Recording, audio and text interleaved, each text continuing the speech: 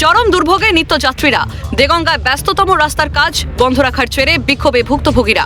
অন্যতম ব্যস্ত রাস্তার কাজ থমকে রয়েছে, রাস্তার বেহাল অবস্থায় নাজেহাল নিত্যযাত্রীরা। অভিযোগ, গত 6 মাস ধরেই রাস্তার কাজে মাঝপথে থামিয়ে বেপাত্তা সংশ্লিষ্ট ঠিকাদার সংস্থা। 2025-এর এপ্রিল মাস থেকে এই রাস্তার কাজ শুরু হয়েছিল, কিন্তু মাঝপথেই রাস্তার কাজ অসম্পূর্ণ ফেলেই পালিয়ে যায় ঠিকাদার সংস্থা। কোনো কারণ না দেখিয়েই কন্ট্রাক্টর পালিয়েছে এবং লোকজন গাড়ি সব জেসিবি সব তুলে নিয়ে চলে গেছে। জানতে চাইলাম তো কোনো কথাই সদুত্তর আমাদের দেয়নি। এক্ষুনি আমাদের এই রাস্তার হাল খুব খারাপ। এই উঠে মানুষজনের গায়ে লাগছে ছিটিয়ে। ছোট ছোট বাচ্চারা স্কুলে যেতে পারছে না, গাড়ি ঘোড়া ঠিক মতো চালাতে পারছে না। দীর্ঘ 7-8 মাস ধরে রাস্তার কাজ বন্ধ আছে। এখন এলাকায় এসআইআর এর কাজ চলছে, কিন্তু রাস্তার বেহাল দশায় যাতায়াতের সমস্যায় সাধারণ মানুষ।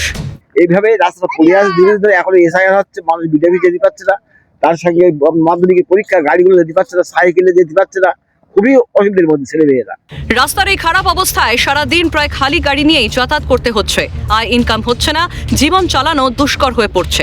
এখন আমাদের রাস্তার যা পরিস্থিতি, মানুষ তো প্যাসেঞ্জার যাতায়াত করতে পারছে না, যার কারণে একটা বিপদাবদ ঘটে যাবে। একটা ধরো রাস্তায় রেগুলার জনবহুল চলাচল করে, কিন্তু তার কারণে রাস্তায় কেউ আসতে পারছে না।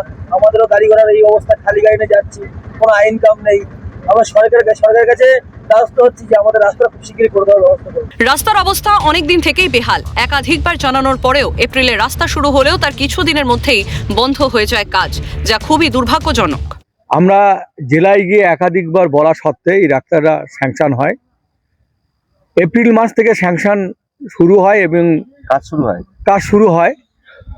তারপর থেকে কিছুদিন আসার পরে রাস্তাটা জিসিপি দিয়ে খুঁড়ে যে অবস্থায় ছিল সেই অবস্থায় রেখে চতুর্দিকে কাজ করার কথা বলি, কন্ট্রাক্টরকে যোগাযোগ করি। তারপরে দেখলাম 1 মাস কাজকর্ম করার পরে তারপর থেকে কন্ট্রাক্টরের কোনো যোগাযোগ নেই বা রাস্তার কোনো কাজই হয় না। শাসক দলের প্রতিনিধিও যেখানে অসহায়তার কথা প্রকাশ করছেন, সেখানে প্রশ্ন উঠছে ঠিকাদার সংস্থার দায়বদ্ধতা নিয়ে। সমস্যার সমাধান না হলে বড়সড় আন্দোলনের হুঁশিয়ারি বাসিন্দাদের। পঙ্কজ বিশ্বাসের রিপোর্ট, ক্যালকাটা নিউজ।